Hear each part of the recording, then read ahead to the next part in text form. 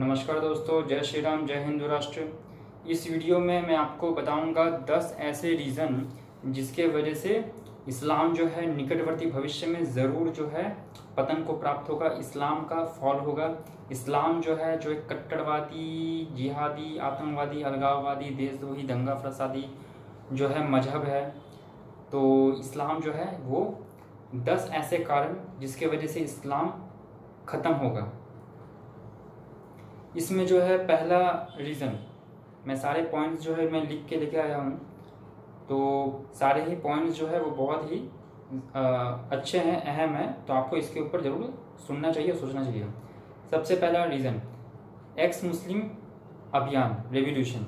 आपने गौर किया होगा इंटरनेट में और यूट्यूब में जो है, सोशल मीडिया पर हमारे देश में और पूरी दुनिया में जो मुसलमान लोग हैं, जो नए पीढ़ी के जो मुसलमान हैं, वो काफ़ी उनके अंदर चेतना है, काफ़ी जिज्ञासा है, वो बहुत सारे सवाल पूछ रहे हैं और उनके तर्कपूर्ण सवाल का मुल्ला मौलवी मुसलमान लोग जो है उनको कोई संतुष्टि भरा जवाब नहीं मिल रहा है उनके मौलवी उलेमाओं की तरफ से।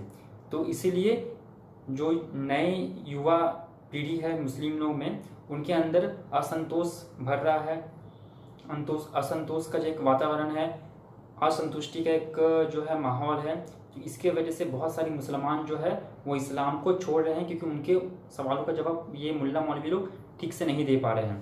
तो जो है कुछ ही 2-3 साल में, 4 साल में जो है एक बहुत बड़ा जो है मेजर जो है एक बूम आया है एक्स मुस्लिम रेवोल्यूशन में। बहुत सारे जो चैनल हैं एक्स मुस्लिम, और मैंने भी एक वीडियो डेडिकेटेड बनाया ही है एक्स मुस्लिम के कौन कौन से चैनल हैं, कौन कौन से क्या उनका नाम है, तो आप जो है वो वीडियो जो है देख सकता है, मैं होगा तो मैं डिस्क्रिप्शन में डाल दूंगा। तो सबसे पहला रीज़न एक्स मुस्लिम रिवोल्यूशन। दूसरा रीज़न है, एक रीज़न है हमारे हिंदू धर्म में ही कहा गया है इस्लाम का उदय के बारे में और इस्लाम के अंत के बारे में। और हिंदू धर्म जो है इसमें भविष्य पुराण, हमारे हिंदू धर्म में 18 पुराण है, 18 उप पुराण है, 18 औप पुराण है। तो 18 पुराण जो है उसमें एक पुराण है भविष्य पुराण। इसमें भविष्य के राजा महाराजा, भविष्य के जो राजवंश होंगे और भविष्य के बहुत सारी बातों के बारे में उसमें वर्णन आया है। तो उसमें जो है इस्लाम के बारे में, ईसा मसीह के बारे में भी और इन सब चीज़ों के बारे में भी, और भविष्य में हमारे देश में जो अंग्रेज लोग आए और भी जो भी राजा विक्रमादित्य हुए, बाबर, और भी कई सारे जो मुगल आक्रमणकारी लोग आए, उनका नाम जो है एग्जैक्ट जो है भविष्य पुराण में लिखा हुआ है। मैं पर्सनली भविष्य पुराण को पढ़ा हूँ अपनी स्कूल लाइफ में, मैं पढ़ के हैरान हो गया। इसीलिए भारतीय धर्म संस्कृति के बारे में मेरा मन में अपार श्रद्धा जागृत हुआ कि हमारे ऋषि मुनियों को पहले से ही सब बात पता, भविष्य दर्शन उन्होंने पहले ही कर लिया था। तो हमारे भविष्य पुराण में इस्लाम के बारे में कहा गया है कि मरु प्रदेश में जो है एक धर्म का जन्म होगा, इस्लाम, और उनके जो फॉलोवर होंगे उनको, उनका नाम होगा मुसलमान। तो एक श्लोक भी है, बहुत थोड़ा सा मुझे याद है, श्लोक मुझे पूरा याद नहीं है, लिंग छेदी शिखाहीनम ऐसे करके एक पूरा पूरा श्लोक है। अगर मुझे आएगा मुझे अगर मैं वो खोजूंगा तो मैं फिर बाद में मैं अपलोड कर दूंगा। लिंग छेदी शिखाहीनम, ये मुसलमान लोगों का जो है बताया जा रहा है कि मुसलमान लोग कैसे कल्चर के होंगे। लिंग छेदी यानी कि जो अपने वो पेनी से होते हैं, सुसु जो होते हैं, सुसु के अग्रभाग को थोड़ा सा काटते हैं, जो खतना करवाते हैं मुसलमान। लिंग छेदी शिखाहीनम, शिखा, हिंदू लोग शिखा रखते हैं लेकिन वो शिखा नहीं रखेंगे।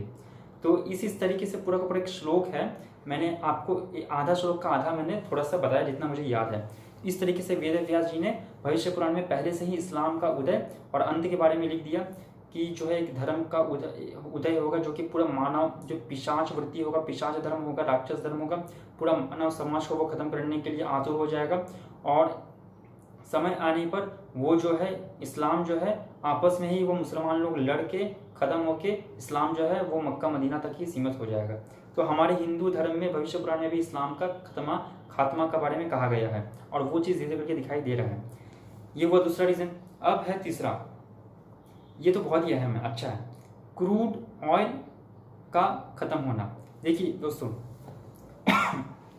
समझिए कि इस्लाम जो है पूरी दुनिया में जो फैला हुआ है, और अभी जो ये वैज्ञानिक ये साइंस, विज्ञान, कंप्यूटर, इंटरनेट, रॉकेट के ज़माने में भी इस्लाम जो है टिका हुआ है, अभी तक टिका हुआ है। इसका कारण क्या है? इसका कारण है अरब देशों का टिका होना। और अरब देश क्यों टिके हुए हैं? वो क्रूड ऑयल पर टिके हुए हैं। तो अरब देश जो है उनका पूरा का पूरा जो जीडीपी है, पूरा का पूरा इकोनॉमिक जो है वो क्रूड ऑयल पर टिका हुआ है। तो अभी का पूरा जो दुनिया में जो कार चलते हैं, जो जितने भी बस है और भी जो भी यातायात के साधन हैं, वो पेट्रोल, डीजल और इन सब चीज़ों के ऊपर जो है वो चलते हैं।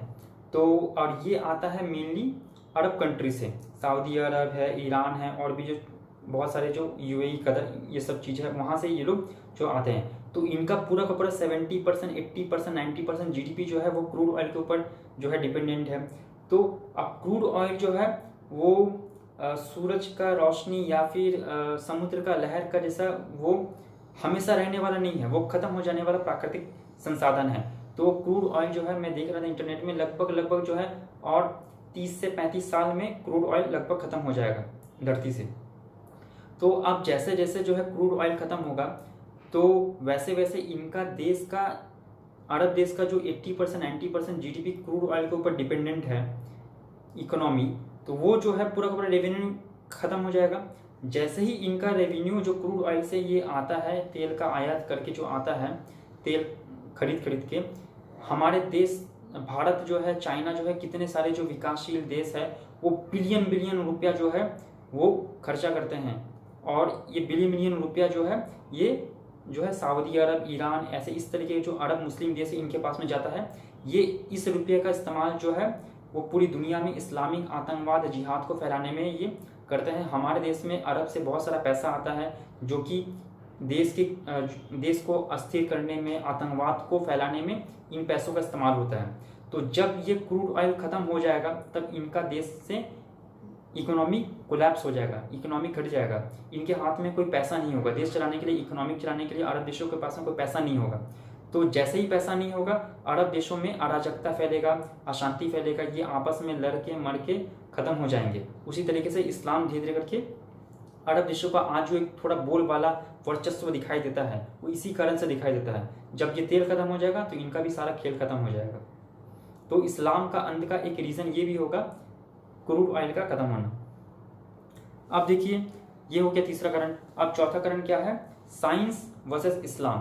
तो आज का जो पूरा दुनिया है ये जो है साइंस और टेक्नोलॉजी का दुनिया है।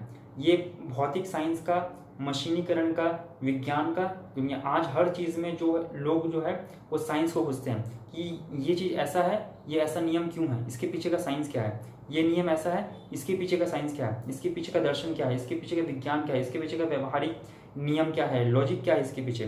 तो आज जो है साइंस का ज़माना है। और इस्लाम का तो दूर दूर तक साइंस के साथ में कोई लेना देना ही नहीं है।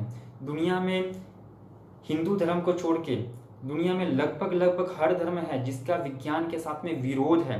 एकमात्र हिंदू धर्म है जहाँ पर साइंस, जो कि धर्म में भौतिक साइंस है, वैदिक मैथमेटिक्स, गणित है, ज्योतिष शास्त्र है, योग शास्त्र, ये धर्म का पार्ट है।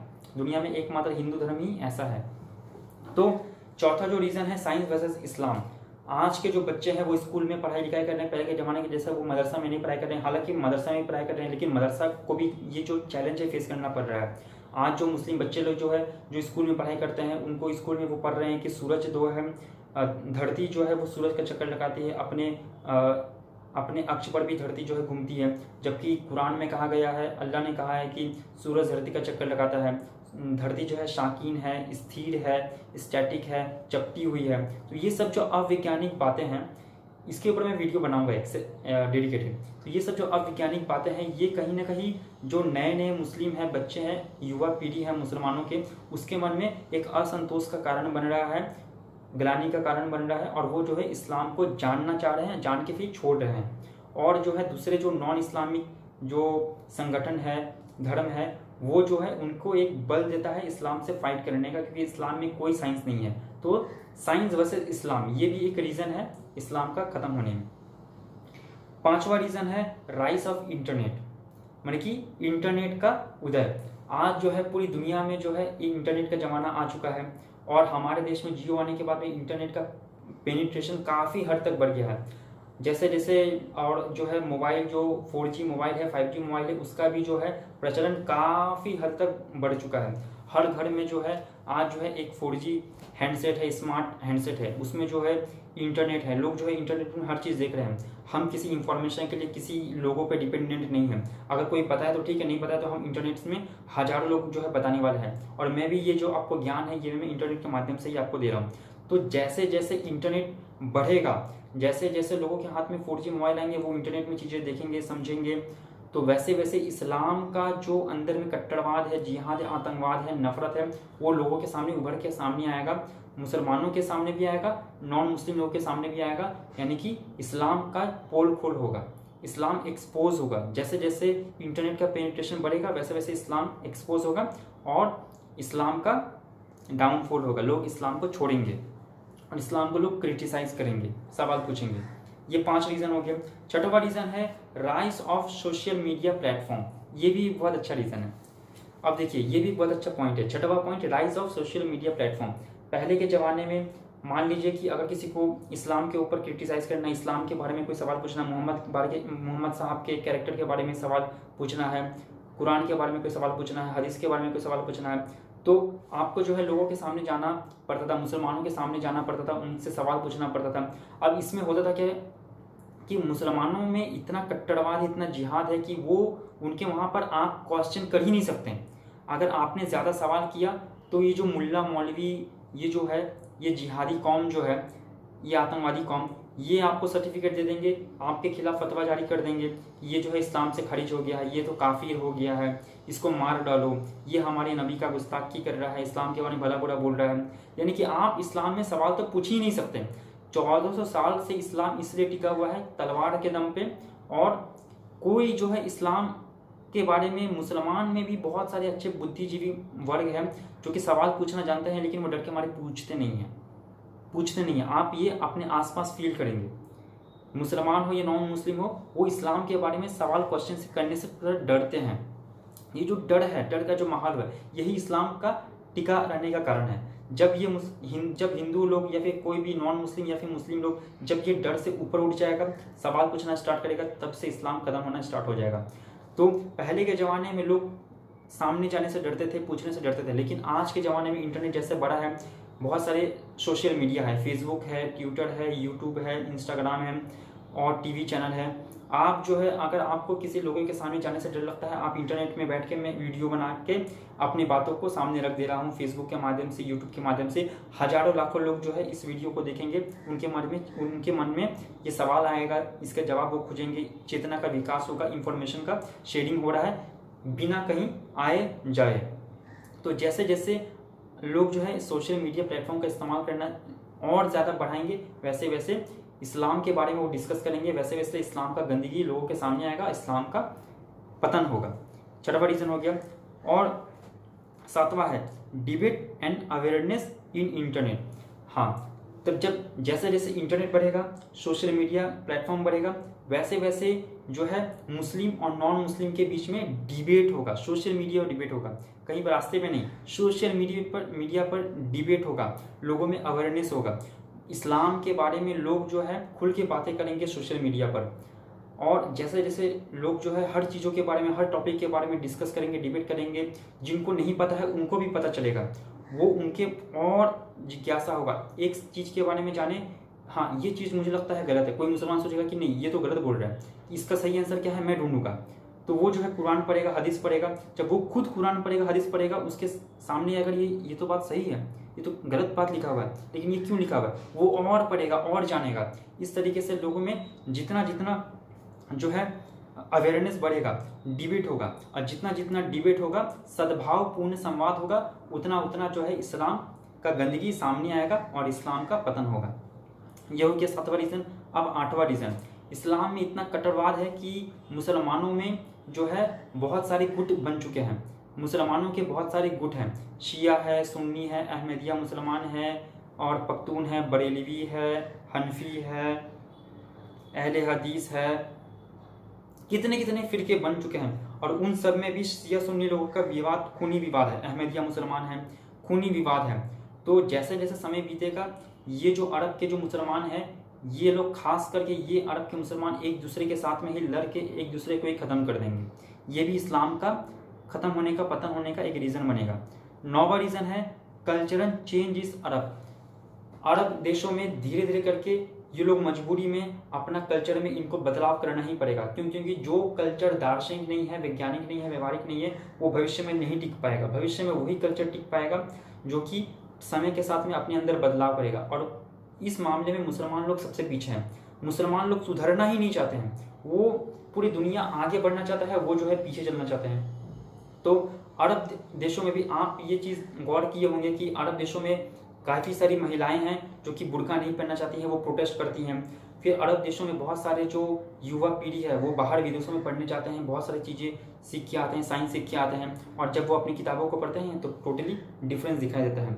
इसके अलावा अरब देशों में भी बहुत प्रेशर है दुनिया का कि दुनिया के बाकी जो लोग हैं वो कितने आगे बढ़ रहे हैं, हम कितने पीछे रह जा रहे हैं। फिर अरब देशों में लड़कियों का हाल तो बहुत ही ख़राब है। आप सोच के देखिए कि सऊदी अरब का एग्जांपल लीजिए, पूरी दुनिया में जो लड़कियां हैं वो कार चला रही हैं, बाइक चला रही हैं, और जो है एरोप्लेन उड़ा रही हैं। और सऊदी अरब में जस्ट 2-3 साल पहले जो है लड़कियों को गाड़ी चलाने के लिए लाइसेंस मिला है। तो मुस्लिम देश के इस्लाम को फॉलो करने वाले मुस्लिम देश लोग कितने पीछे हैं, सोचिए कितने पीछे हैं।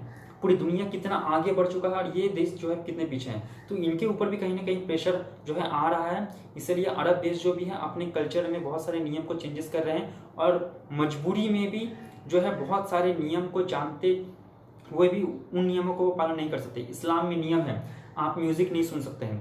अब आज के डेट में बॉलीवुड हॉलीवुड जो है एक बहुत बड़ा इंडस्ट्री है। आप जब है इस्लाम को फॉलो करते हुए अगर आप म्यूजिक को बैन कर देंगे, लोगों को गाने नहीं देंगे, बजाने नहीं देंगे, तब तो सोचिए कि ये कितना दुर्भाग्यपूर्ण है। पूरा का पूरा देश का जीडीपी, पूरा का पूरा इंसान का टैलेंट खत्म हो जाएगा।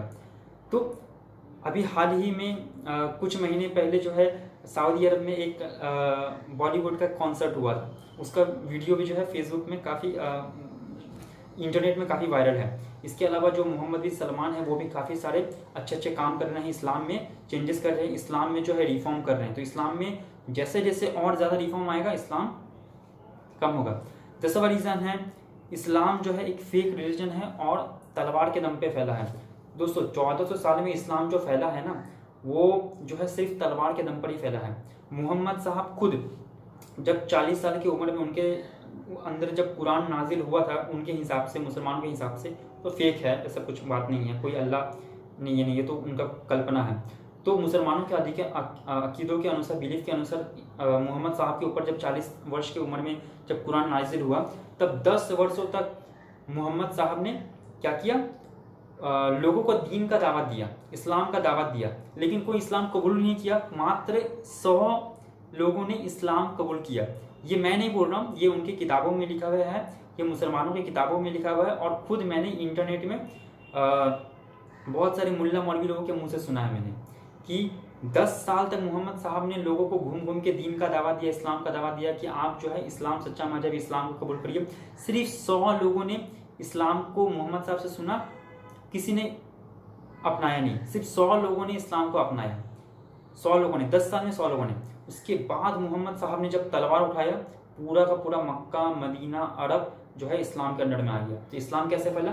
तलवार के दम पर। फिर मोहम्मद साहब के इंतकाल के बाद में जितने भी खलीफा हुए, जितने भी बादशाह हुए, उन लोगों ने दूसरे देशों में जाके जबरदस्ती वहां पर आक्रमण करके उनके माँ बहन बेटियों को लूट के, उनके किडनैप करके, बच्चों को, बूढ़ों को, लड़कियों को, आदमियों को बेरहमी से कत्ल करके जबरदस्ती इस्लाम को थोपना स्टार्ट किया।